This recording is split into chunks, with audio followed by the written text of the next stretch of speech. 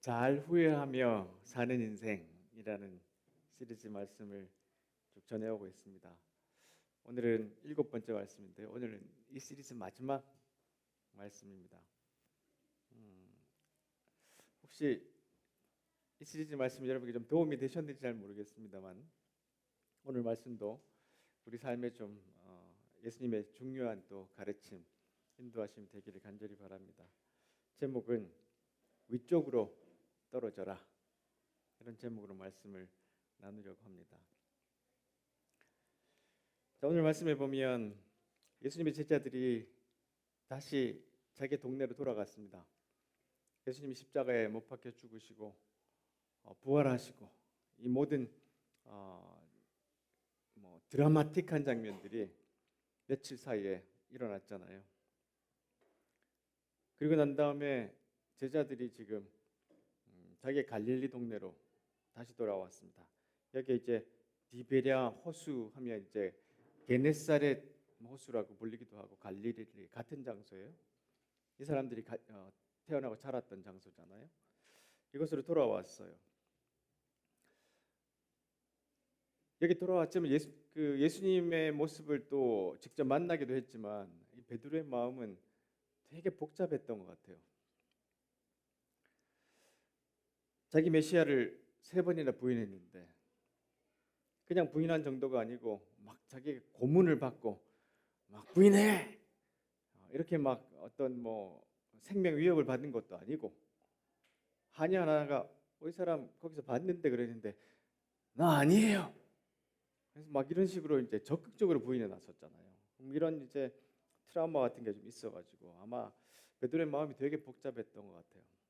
그래서 여기 와서 옛날의 직업, 나는 물고기 잡으러 간다. 다시 이제 어부의 모습으로 돌아가요. 그래서 오늘 이 기록된 요한복음 21장은 이런 이제 베드로의 그 소위 말해서 회복, restoration이라고 하죠. 회복에 대한 이야기인데 참 중요한 말씀들이 여기에 또한 기록되어 있습니다. 이 주제 가지고 그림들이 참 많아요. 그림들이 보면 참 이 장면도 하냐 하나가 손가락으로 이렇게 가리키니까 베드로가 나? 막 전혀 아니라는 듯이 이렇게 표정을 짓고 있잖아요. 이런 모습들 우리가 이제 찾아볼 수 있는 그림들이 꽤 많이 있습니다. 참 재밌기도 해요. 자, 이 베드로가 예수님을 3번 부인한 장면들은 누가복음에 참 상세하게 그려져 있거든요. 자기는 막 예수님을 위해서라면 막 어디든지 가겠다고 호언장담하고 그렇잖아요. 칼 가지고 막 또 거기 잡으러 온 사람의 귀를 베기도 하고 막 그랬다가 예수님이 이렇게 말씀하셨죠. 네가 나와 함께 감옥도 갈 수 있고 죽을 준비도 돼 있다고? 아니야, 너 오늘 다 굴기 전에 나를 3번이나 부인할 거야. 베드로는 절대 아니라고 이야기했어요. 근데 멀찍이 떨어져 예수님의 그 십자가에 가시는 길을 멀리 가서 보다가 정원 가운데 불 피우는 사람들 옆에 이렇게 쪼그려 앉아 있었죠. 그러다가 예수님을 3번이나 부인하는 이런 큰 인생의 후회를 할 수 있는 일을 하게 됩니다. 이 그림에서 나타나는 걸 보면 사람들이 이제 이 베드로의 얼굴 모습을 이렇게 클로즈업할 때 항상 같이 있는 사람이 하녀예요. 옆에 있는 어떤 군인이나 이런 사람들보다도 그런 이런 후회가 베드로 속에 굉장히 가득했던 것 같아요. 그래서 이제 내 고향으로 돌아가기도 하고 옛날의 직업으로 다시 돌아가서 나 어떻게 살까 이제 나 어떻게 하면 이 저지른 이 실수와 실패를 가지고 살아가야 할까 이런 고민을 좀 하지 않았을까 싶어요. 그래서 오늘 이 말씀에서 몇 가지 교훈을 좀 더 배우기를 원하는데 베드로는 처음으로 돌아갔습니다. 그 처음이 어디냐 하면 여러분 이 베드로가 처음 예수님을 만났던 곳이 바로 물고기 잡았을 때 그 고깃배 앞에였어요. 그렇죠? 밤새 애를 써서 고기를 잡으려고 노력했는데 한 마리도 못 잡았던 그날 예수라는 사람이 설교를 하고 자기 배에 올라왔어요. 배에 올라왔는데 자기는 밤새도록 이제 허탕을 쳤으니까 그물을 깁고 있는데 한 번도 고기도 안 잡아본 샌님 같은 분이 올라와서 오른쪽에 그물을 던져라 이런 말씀을 하죠. 거기에서 이제 크게 이제 그 물고기를 잡고 난 다음에 배가 가라앉을 지경이 되니까 8절에 보니까 예수님 무릎 앞에 엎드려요. 엎드리고 난 다음에 주님 제게서 떠나 주십시오. 저는 죄인입니다. 자기가 얼마나 위대한 존재 앞에 이렇게 서 있는지를 깨닫게 되고 이날 예수님이 그를 불러주셨잖아요. 그래서 삶의 완전한 새로운 길을 가게 된 그곳이었어요. 그래서 자기는 어떻게 살아야 되나라고 생각했을 때 다시 원래의 그 장소로 가보게 된 거예요. 하워드의 선물이라는 책에 보면 이런 이야기가 있습니다. 지금 걸려 넘어진 그 자리가 당신의 전환점이다. 전환점이란 단지 살짝 변화만 주는 그런 차원이 아니야. 지금까지 달려오던 것과는 전혀 다른 쪽으로 완전히 방향을 틀어야 할 지점이지. 그 속에는 우리의 숨은 능력을 이끌어낼 수 있는 엄청난 힘이 들어있어. 인생이란 누구에게나 처음이기 때문에 한 번도 안 가본 길을 가는 것과 같아. 그럼 어떻게 해야 원하는 목적지까지 갈 수 있을까? 다행히 세상은 구석구석에 전환점이라는 의미 있는 지표들을 숨겨놨어. 다만 사람들이 그걸 못 보고 지나쳐서 문제지. 심지어 자신이 전환점에 서 있다는 사실조차 알아채지 못해. 설령 알아챈다 하더라도 건설적인 고민 없이 단순하게 반응할 뿐이고, 이게 다 전환점을 단지 우연히 일어난 일로만 여기기 때문이야. 그러니 자기 인생인데도 마치 구경꾼처럼 행동할 수밖에. 지금 이제 베드로가 예수님이 십자가 죽으시고 부활하시고 이런 모든 과정들 가운데 물론 자기가 예수님 부인했지만 이 과정이 자기에게는 새로운 엄청난 전환점이라는 것을 아직은 잘 깨닫지는 못했던 것 같아요. 근데 여기에는 어마어마한 능력이 숨어 있어요. 점점 이제 말씀에서 여러분들에게 설명을 좀 드리겠지만, 그런데 많은 사람들에게도 우리에게도 후회할 일이 있을 때 그 후회할 일들은 사실은 우리 인생의 전환점을 가져다 줄 중요한 삶의 표지, 포인트가 될 수 있다는 거예요.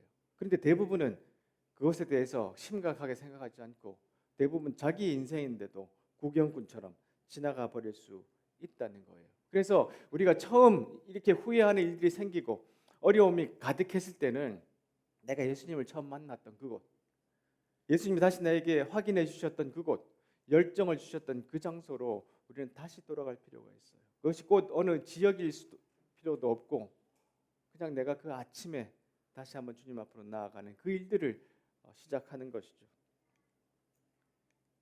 박노의 시인이 이런 이야기를 합니다. 첫 마음을 가졌는가? 첫 인상을 남길 기회는 한 번밖에 오지 않는다. 첫사랑의 떨림은 한 번밖에 오지 않는다. 첫 마음을 새길 시기는 한 번밖에 오지 않는다. 세상의 칭찬과 비난에 좌우되지 않고 고난과 역경 속에서도 포기하지 않고 무력한 일상 속에서도 나 살아있게 하는 그 첫 마음을 가졌는가? 어둠 속에서 길을 잃을 때나 화려한 빛에 휘청거릴 때나 눈물과 실패로 쓰러졌을 때나 나를 다시 서게 하고 나를 다시 살게 하는 힘, 나의 시작이자 목적지인 첫 마음의 빛, 일생 동안 나를 이끌어가는 내 안의 별의 지도, 떨리는 가슴에 새겨지는 그 첫 마음을 가졌는가? 베드로는 아마 예수님을 만났던 그 첫 시간을 기억하고 그 장소로 갔었을 것 같아요. 우리에게도 후회하고 실패하는 일들이 있을 때, 예수님과 멀어져 있을 때, 또한 우리 신앙의 실패나 가족의 실패나 아니면 사업의 실패나 인생을 살다 보면 여러 가지 어려움들이 있을 때, 후회할 일이 있을 때, 첫 번째 우리가 기억하는 것, 해야 될 것은 우리 예수님을 만났던 그 장소, 예수님을 처음 알게 된 그때, 그 상황, 또 그런 묵상의 기회들, 이런 것으로 다시 돌아가는 것, 이것이 참 첫 번째 우리가 기억해야 될 것이라는 생각이 들어요. 두 번째로 그 실패의 자리를 은혜의 자리로 바꾸는 거예요. 후회할 일을 가지고 술 마시고 포금하고 뭐 이렇게 인생을 내버리는 이야기들이 참 많잖아요. 근데 그 실패의 자리를 은혜의 자리로 바꾸는 것. 이 베드로가 예수님을 3번 부인하고 난 다음에 이제 닭이 울잖아요.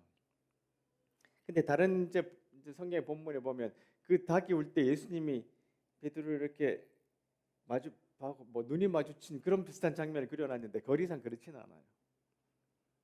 아마 베드로 마음속에 예수님 얼굴이 확 이렇게 다가왔을 것 같아요. 그래서 밖에 나가서 몹시 울었다고 성경은 기록되어 있죠. 이 그림에도 보면 아주 여러분 이 중앙에 뭐가 그려 있죠?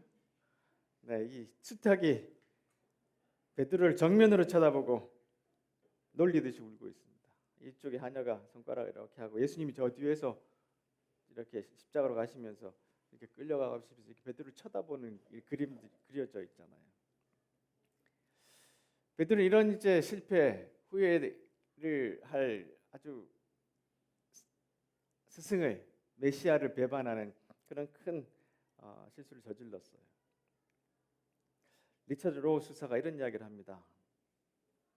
우리 모두가 어떻게든 추락한다는 사실을 하나님은 아신다. 예수님이 쳐다본 것은 내가 너 추락할 거 알아.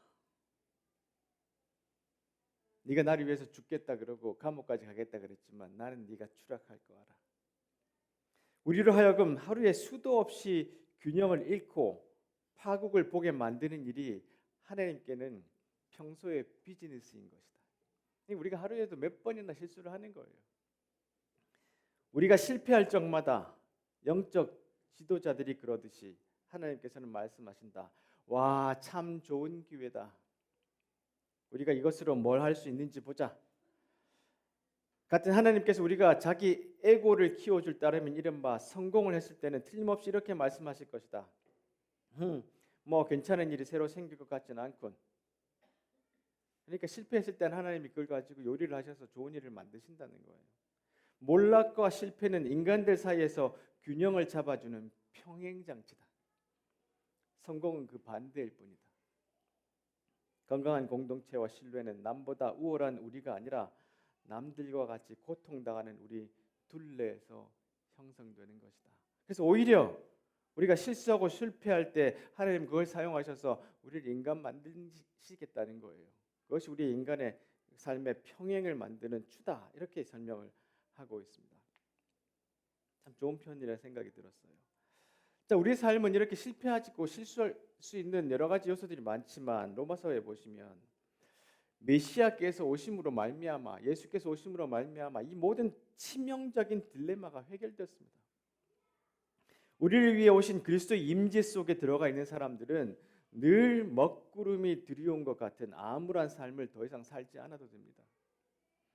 이 새로운 힘이 움직이고 있습니다. 생명의 성령의 법이라는 뜻이에요. 이게 사망의 그 힘을 물리치셨다는 그 말씀을 이렇게 번역하고 있는 거예요. 그리스도 안에 있는 생명의 성령의 세찬 바람이 불어와서 하늘의 구름을 모조리 걷어주셨습니다.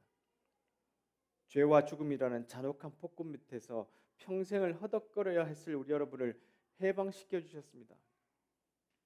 그러니까 우리가 그런 실패와 실수나 죄가 있을 때도 예수님의 그 생명의 성령의 법이 우리를 자유케 해주신다는 그 은혜가 우리에게 있다는 거예요. 그러니까 그 실패의 자리를 은혜의 자리로 바꾸는 일이 우리가 해야 될 일입니다. 실패 속에 머무르지 말고 좌절하지 말고 그것으로 계속해서 자기를 죽이지 말고 그 실패의 자리를 은혜의 자리로 바꿔야 하는데 제임스 K. 스미스 철학자가 이렇게 이야기합니다. 시간 안에서 사는 법이란 책에서 수치는 실패는 부끄러움은 영적 자기 개발이라는 거짓말을 먹고 살아가며 그렇기 때문에 나의 과거를 실패로 간주한다. 은총은 놀라운 일을 이루시는 하나님의 자비라는 진리를 먹고 산다. 그러니까 뭐예요? 우리는 과거의 그 수치라는 것들을 계속해서 먹고 사는 것은 거짓말이고요. 그렇게 되면 우리가 실패가 되지만 우리가 하나님을 우리에게 자비로우시는 분이다, 우리를 계속해서 인도하시는 분이라는 것을 우리가 먹고 살면 그것은 은총이라는 거예요. 나의 과거, 나의 이야기는 하나님과 하나님의 이야기에 들어가 있다. 하나님은 이전 내 존재의 초고를 다 내버리신 후에 새 책을 시작하는 것이 아니라 내 삶의 새로운 장을 쓰고 계신다. 수치는 우리의 존재 자체가 가능성이며 은총이 본질상 미래적임을 부인한다. 그것은 뭐냐면 자꾸 후회하고 그것으로 갉아먹는 삶은 우리에게 존재 가능성을 무시하게 만드는 거예요. 은총은 이해할 수 없는 가능성이라는 좋은 소식이다. 그러니까 우리가 그 실패나 자꾸 실수라는 것에 머무르지 말고 우리 하나님의 은총 앞에 계속해서 내가 나아가는 것, 그 실패 자리, 실수의 자리가 오히려 예수님을 부인했던 그 자리가 예수님의 은총을 계속해서 받아들이는 그 자리로 바꿀 수 있어야 한다는 것이에요. 그래서 로스서가 다시 이야기합니다. 내 지난 삶을 돌이켜보면 인간관계에서, 일터에서 정서적으로, 육체적으로 수도 없이 넘어지고 또 넘어졌지만 결국 나로 하여금 위쪽으로 떨어지게 해준 트램폴린 효과가 언제나 있었다.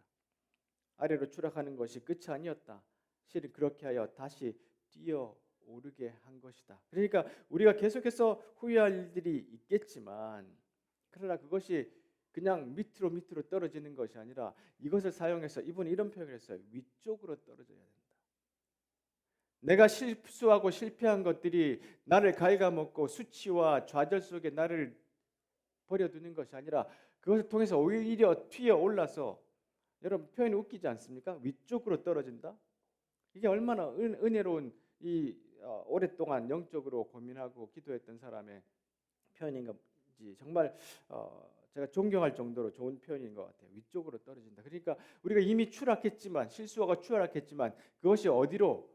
실패의 자리가 아니라 은총의 자리, 은혜의 자리로 돌아가면 우리는 위쪽으로 떨어지는 거예요. 떨어져서 저 밑으로 지옥으로 떨어지는 것이 아니라 위쪽으로 떨어져 은총의 자리로 나아가는 것, 은혜의 자리로 나아가는 것. 그러니까 실패가 아니고 실수가 아닐 수 있게 된다는 것입니다. 그리고 세 번째로, 그렇게 하려면 어떻게 해야 되느냐? 실패의 자리가 은혜의 자리로 가려면 어떻게 해야 되느냐? 세 번째로 기억해야 될 것은 우리 예수님께서 우리 일상에 개입하시도록 계속해서 내 자리를 내어드려야 돼요. 내 삶에 예수님이 일하시도록 계속 그 일들을 하시도록 내어드려야 하는데, 보세요. 내가 고기 잡는데 예수님보다 더 잘하는 사람이었다, 이런 생각을 이 제자들이 갖고 있었잖아요. 그러나 예수님이 그물을 던져라고 할 때 그 말씀에 순종합니다. 이것은 완전히 새로운 차원으로 들어가는 과정이에요. 우리 일상에 예수님이 일하시도록, 예수님이 던져라라고 하는 말씀이 우리 속에 개입하시도록, 예수님이 일하시도록 그분의 자리를 내어드리는 것인데, 보세요. 어떤 지도자가 예수님 앞에 나와서 이런 이야기를 했잖아요. 내가 어떻게 하면 영생을 얻을 거예요? 이 스토리는 우리가 굉장히 잘 아는 스토리죠. 그러니까 예수님이 대답하세요. 나를 왜 선하다고 하냐? 선한 분은 오직 한 분뿐이시다. 선한 사람은 하나도 없다는 거예요. 그리고 사람의 힘으로는 선하게 될 수가 없다는 뜻이에요. 너는 계명을 알고 있다. 이런 계명들을 저는 어릴 때부터 지켜왔습니다. 이렇게 대답했죠. 예수님께서 들으시고 난 다음에 네 재산을 다 팔아서 가난한 사람에게 나눠주며 나를 따르면 그때 영생을 얻을 거다. 그리고 이 말씀을 듣고 이제 몹시 근심하면서 이 청년, 큰 부자가 길을 떠나갔죠. 이것에 대해서 이렇게 미로슬라브 볼포가 해석합니다. 우리가 영생을 얻는 방법, 새로운 방법, 번성한 삶을 사는 방법, 완전하게 사는 방식은 정말로 어렵다. 온전하게 산다는 것은 정말로 불가능하다. 우리 인간은 그렇게 살 수가 없다. 보편적 인간성이라는 측면에서 진정으로 가치 있는 삶을 살려면 우리가 이런 삶을 후회하지 않고 실패의 자리에 머물러 있지 않고 은총의 자리로 살아가려면 어떻게 해요? 신이 우리 삶에 간섭하고 개입하지 않으면 우리가 선한 사람이 되는 것은 불가능하다는 거예요. 우리가 아무리 노력해봐도 우리의 후회로 점철된 이 삶이 은총의 삶으로 바뀌는 건 불가능하다는 거예요. 기독교는 예수님, 예수가 신성한 개입이라고 주장한다. 그렇게 될 수 없는 우리 삶 가운데 예수님이 오셔서 우리 삶에 개입하신다고 이야기하는 것이 기독교다. 예수는 척박한 세상을 살아가는 고집스러운 인간이 번성하는 삶을 향해 나아갈 수 있도록 이 땅에 내려왔다. 예수의 존재는 인간과 세상을 새롭게 했다. 결국 청년은 처음부터 방향을 잘못 잡았는지도 모른다. 선한 선생님이요 했는데 예수님은 그 선하다는 표현을 거부하셨어요. 그리고는 은근하게 그 질문에 불편함도 비추셨고, 어찌하여 나를 선하다 일컫느냐? 하나님 외에는 선한 이가 없다. 어떤 인간도 선하지 않다. 우리는 불가능을 인정해야 한다. 가진 것을 모두 나누고 예수를 따르면 그 예수가 불가능을 가능하게 할 것이다. 그러니까 우리 삶 가운데 우리 스스로가 아무리 회개하고 돌아선다 할지라도 더 나은 삶을 살기에는 어렵다는 거예요. 그것이 우리 기독교가 이야기하는 거고요. 그래서 이 삶을 새롭게 하기 위해서 예수님이 이 땅에 오셨던 것, 척박한 세상을 살아가는 고집스러운 인간이 번성하는 삶을 살 수 있도록 예수님께서 이 땅에 오셨다는 거예요. 그래서 그 예수님께서 우리 삶에 개입하셔야 우리가 변할 수 있다는 겁니다. 로마서에서 이렇게 기록합니다. 자기 힘으로 할 수 있다고 여기는 사람들은 늘 자신의 도덕적 힘을 재보는 일에만 몰두할 뿐 정작 실제 삶에서 그 힘을 발휘하며 일하지는 못합니다. 반면에 자기 안에서 일하고 계신 하나님의 활동을 신뢰하는 사람들은 자기 안에 하나님의 성령이 살아 숨쉬고 계신 하나님이 계시다는 사실을 발견하게 됩니다. 자기 자아에 사로잡힌 사람들은 결국 막다른 길에 이를 뿐입니다. 그러나 하나님께서 주목하는 사람들은 탁 트이고 드넓은 경상도 사람 이 발음이 잘 안 돼요. 탁 트이고 드넓은 자유로운 삶 속으로 이끌려갑니다. 자기 자아에 집중하는 것과 하나님께 집중하는 것은 극과 극입니다. 그러니까 우리 삶에 내 힘으로 내 노력으로 물론 필요하죠. 근데 거기에 내 삶에 내가 집중하는 것이 아니라 내 안에 살아 숨쉬는 성령께서 일하시는 것에 집중하는 삶이라면 그 실패의 자리가 은총의 자리로 바꿀 수 있는 여지가 훨씬 더 커지는 거예요. 그래서 우리가 내 삶을 안에 집중하는 것보다 예수님께서 우리 안에 일하시도록 계속해서 자리를 열어드리는 것, 주님 앞에 기도하며 나아가는 것이 우리 삶에 필요하다는 것입니다. 이 수업, 이 가치 있는 삶이란 책은 예일 대학생들이 학교에 처음 입학하면 받는 수업의 과목이에요. 그 과목을 책으로서는 책인데 여러분 참 좋은 책이니까 읽어보시면 좋겠다고 지난번에도 제가 한번 말씀드렸던 것 같은데요. 어떻게 하면 가치 있는 삶을 살 건가 하면서 이 예일 대학교에 입학한 신입생들에게 여러 교수들 3명이 모아서 강의한 것을 모았어요. 근데 이제 강의를 하다 보니까 어떤 예일대 대학생이 찾아왔어요. 찾아와가지고 우리가 번성하는 삶, 좋은 삶, 가치 있는 삶을 살기 위해서는 이렇게 살면 안 되는 거 아니에요? 라고 질문을 했는데 기독교의 관점에서 우리를 찾아온 예일대학교 학생은 다른 삶을 사는데 필요한 조건을 갖추지 못했다. 예수라면 이렇게 그 학생에게 대답하실 것이다. 슬픔을 계기로 깨달음에 다가가라. 가치 있는 삶을 추구하려는 노력만으로는 번성하는 삶을 얻을 수 없다. 내 노력만으로는 안 된다는 거예요. 내 번성을 가로막고 선 이 세상은 내 고집스러운 마음에 완고함을 더하고 있다. 스스로의 힘으로 번성을 이룰 것이란 희망을 버리고 나를 따르라. 그것이 내가 선택할 수 있는 최선이다. 이게 우리 기독교인들이 믿는 거죠. 내가 고집스럽게 나의 힘으로 내 집중력으로 뭘 하겠다고 할 때 우리는 계속해서 실패할 수밖에 없을 거예요. 그래서 예수님 우리 삶에 개입할 수 있도록 길을 열어드리는 것이 우리에게 필요한데 바로 이 젊은 관원, 부자 관원이 주님 앞에 요구했던 것처럼 우리의 힘으로 영생을 얻을 것인가 라고 질문했을 때 예수님께서 그렇게 대답하셨잖아요. 다 버리고 나를 따르라.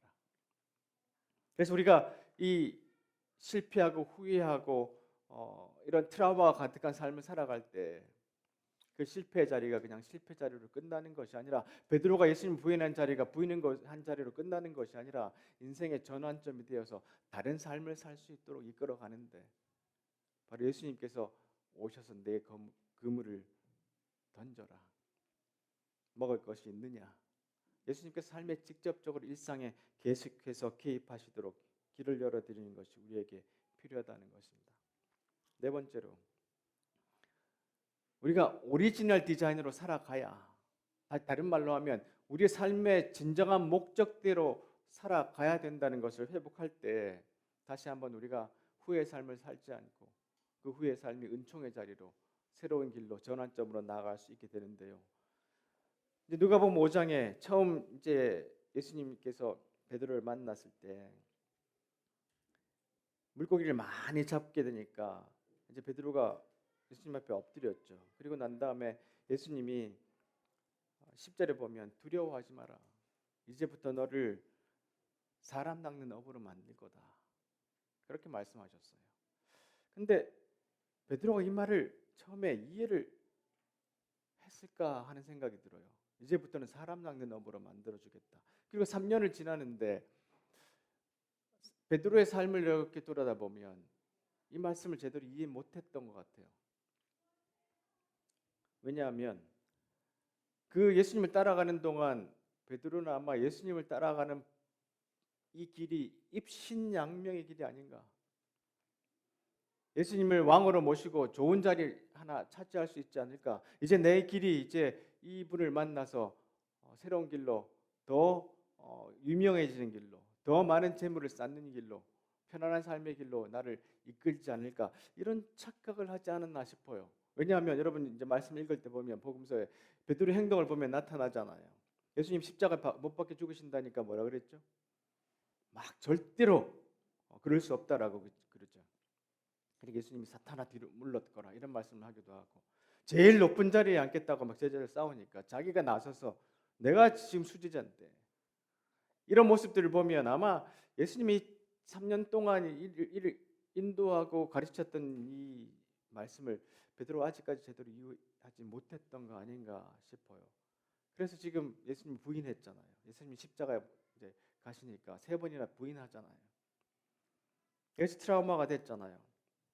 그래서 이제 예수님이 식사가 다 끝난 다음에 이 디베라에서 이제 부활하시고 난 다음에 이제 물고기 다시 잡고 난 다음에 시몬만 따로 부르시죠. 베드로라 불러서 3번이나 네가 날 사랑하느냐, 내 양을 먹여라. 네가 날 사랑하느냐, 내 양을 먹여라. 네가 날 사랑하느냐, 내 양을 먹여라. 유명한 이제 그림인데 이 그림도 그 베드로의 회복이라는 그림이에요. 네가 날 사랑하냐 3번이나 말씀하신 것은 3번에 부인한 것을 다시 한번 회복시켜 주시는 것이죠. 그리고 이제 양을 보여주시면서 내 양을 먹여라. 그 전에는 너를 사람 낚는 업으로 만들어 줄 것이라고 말씀했는데 그걸 잘 이해를 못했던 것 같아요. 근데 이제 예수님이 다시 한번 베드로 회복시켜 주시면서 내 양을 먹여라, 내 양을 먹여라, 내 양을 먹여라 이렇게 3번이나 말씀하세요. 두 번째 산이란 책에서 이걸 좀 잘 설명을 하고 있는 것 같아요. 첫 번째 산, 바로 처음 부르심을 받고 베드로가 이제 이 길이 내가 입신양명할 길이야. 길이 나한테 열렸어라고 했던 첫 번째 산을 오를 때 그때는 에고를 세우고 자기 스스로 셀프를 규정하는 것 여기에 목적이 있었던 것 같아요. 근데 두 번째 산이라는 것은 두 번째 부르심을 받고 난 다음에 다 실패하고 다시 부르심을 받을 때 내 양을 먹이라 할 때는 자기를 내려놓는 거예요. 첫 번째 산이 무언가를 획득하는 것, 자리를 얻고 성공하고 부를 쌓는 것이라면 두 번째 산은 무언가를 남에게 주는 것이다.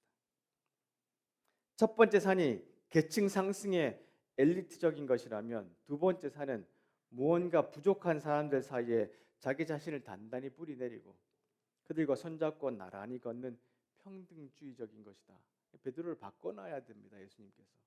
이게 두 번째의 이 베드로의 만남을 통해서 다시 한번 그를 회복시켜 줄 때 두 번째 산을 올라가는 사람으로 베드로가 바뀌어야 이제 예수님이 이제 승천하시고 난 다음에 베드로가 이 새로운 일들을 할 수 있게 되는 것이죠. 만약에 첫 번째 산을 올라가는 방식으로 베드로가 여전히 살아간다 그러면 실패할 수밖에 없어요. 근데 베드로는 실수하고 난 다음에 하나님이 그가 추락하실 것을 아셨다 그랬잖아요. 그 이후에 실패 자리가 은혜 자리로 오는 것을 알고 삶에 계속해서 예수님이 우리 삶에 개입하시는 것을 계속해서 일상에서 내어드리는 것을 깨닫고 다시 내 오리지널 디자인이 뭐냐? 내 양을 먹이라. 그랬을 때 첫 번째 산을 올라가는 그 자신을 위한 삶이 버려지고 두 번째 산을 올라가는 사람으로 바뀐 거예요. 두 번째 산을 오르는 방식은 첫 번째 산을 오르는 방식과 전혀 다르다. 첫 번째 산은 정복한다. 내가 이 산을 정복하는 것이다. 정상이 어디인지 멀리서 확인하고는 그곳을 향해 길을 쓰고 올라간다. 그런데 두 번째 산은 다르다. 두 번째 산이 나를 정복한다. 나는 어떤 소명에 굴복한다. 내 양을 먹이라 하는 그 소명에 굴복한다. 그리고 그 소명에 응답해서 내 앞에 놓여 있는 어떤 부당함이나 문제를 해결하는 데 필요한 모든 것을 다한다. 베드로는 첫 번째 산을 오르는 듯한 삶을 3년 동안 살다가 예수님을 부인하고 실패하고 좌절한 다음에 예수님을 다시 만나고 예수님께서 처음에 만났던 방식으로 똑같이 해주시고 난 다음에 다시 한번 그 오리지널 디자인 내 양을 먹이라. 내 양을 먹이라. 내 양을 먹이라. 베드로는 달라진 사람이 됐다는 거예요. 그러니까 이 추락이 얼마나 중요했던지 베드로에게는 이 추락이 그의 삶을 바꾸는 얼마나 중요한 전환점이 되는지 몰라요. 이것은 오히려 축복이었죠. 그러니까 우리가 처음에 제가 인용했던 것처럼 우리 인생에 많은 전환점이 있는데 이걸 못 알아채면 이게 내 일이 아니고 그냥 구경꾼으로 살아가면 이런 일은 일어나지 않는 거예요. 이제 우리의 삶이 두 번째 산을 올라가는 사람처럼 바뀌어야 되는 것입니다. 이 그림은 이제 카라바조가 그린 유명한 그림 중에 또 하나인데요. 베드로가 죽을 때 그 말을 했다 그러잖아요. 난 도저히 우리 스승처럼 우리 메시아처럼 십자가에 바로 못 박혀 못 죽겠습니다. 내가 죽을 때 나를 십자가에 못 박을 때 거꾸로 매달아 주십시오. 베드로는 아마 날마다 아침마다 그런 그 전승이 있잖아요. 닭이 울면 슬퍼 울었다. 맨날 닭 소리만 들리면 슬퍼했어요. 근데 그것이 자기의 좌절로 끝나는 것이 아니라 새로움으로 나갈 수 있는 소명을 확인할 수 있는 전환이 됐죠. 실패 자리가 은총의 자리로 바꾸는 방식으로 그는 달라졌어요. 원래 목적대로 나아갈 수 있도록 했죠. 십자가에 거꾸로 못 박혀 죽는 데까지 베드로가 최선을 다해 주님을 위해 살았잖아요.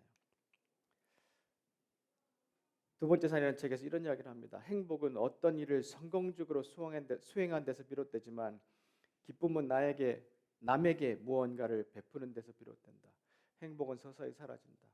하지만 기쁨은 사라지지 않는다.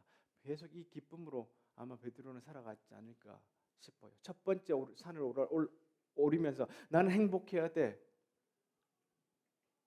그러나 두 번째 산을 오르는 사람은 행복이 목적이 아니라 내 삶에 사라지지 않는 남에게 무언가를 베풀 때 오는 그 행복과 즐거움, 기쁨으로 살아가지 않을까 싶어요.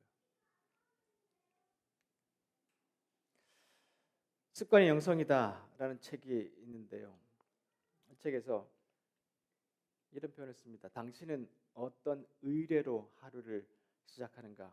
우리 모두 아침에 일어날 때 자기의 습관이 있잖아요. 많은 사람들이 별다른 성찰 없이 매일 하는 습관을 그대로 받아들인다. 우리가 아침마다 하는 의뢰에는 아마도 이메일, 페이스북, 트위터 아니면 유튜브가 있겠죠. 미국 사람들은 월스트리트 저널이 있을 거고요. 그것을 확인하는데 우리 아침에 의뢰를 드린다. 만약에 화성인의 인류학자들이 있다면 지구에 착륙해서 우리가 일하는 사무실이나 아침 식탁에 온다면 휴대전화를 보느라 등을 구부린 인간의 자세를 전자부적에 대한 일종의 종교적 경전으로 해석할지도 모른다. 습관이 영성이라는 책에서는요. 말 그대로 우리 삶의 의례를 회복해야 된다는 거예요. 온전하게 다시 한번. 그래야지만 실패와 후회의 자리가 은총의 자리로 바꿀 수 있다는 거예요. 여러분 우리의 의례는 뭡니까? 우리 그리스도인들이 하는 의례는 뭡니까? 여러분 우리가 한 주간 지나기 전에 여러분 얼마나 주님과 함께 시간을 보내다 오셨어요? 스스로 말씀 읽는 일이나 기도하는 일이나 남을 돕는 일에 우리가 얼마나 많은 시간들을 베푸고 살았나요? 근데 그거 없이 오늘 그냥 일주일에 지난주 설교 듣고 오늘 아무 일도 안 하고 그냥 오늘 와서 그랬다면 참 우리는 다시 한번 우리 삶의 의례를 돌아봐야 할 것 같아요. 얼마나 많은 시간을 우리가 이렇게 페이스북이나 뭐 이메일하고 유튜브 보고 이런 일에 쓰는데 우리의 실패와 우리의 좌절과 우리의 후회대로 살지 않으려면 우리 삶의 새로운 의례, 우리 일상에 예수님이 개입할 수 있도록 우리를 내어드리는 일, 우리가 오리지널 디자인으로 살아갈 수 있는 그 마음, 그들을 계속해서 회복하는 일들이 우리에게 필요하다는 것입니다. 그래야 조금 덜 후회하고 잘 후회하는 인생을 살 수 있게 될 것입니다. 말씀 끝으로 빌립보의 말씀을 인용하겠습니다. 결론으로 말씀드립니다. 친구 여러분, 참된 것과 고귀한 것과 존경할 만한 것과 믿을 만한 것과 바람직한 것과 품위 있는 것을 마음에 품고 묵상하십시오. 최악이 아니라 최선을, 추한 것이 아니라 아름다운 것을, 저주할 만한 일이 아니라 칭찬할 만한 일을 생각하십시오. 내게 배운 것과 여러분이 듣고 보고 깨달은 것을 실천하십시오. 그러면 모든 것을 협력하게 하시는 하나님께서 그분의 가장 탁월한 조화 속으로 여러분을 끌어들이실 것입니다. 잊고 듣고 가서 잊어버리는 것이 아니라 내게서 배운 것과 여러분이 듣고 보고 깨달은 것을 실천하십시오. 실천하지 않으면 아무것도 아닙니다. 기도하겠습니다.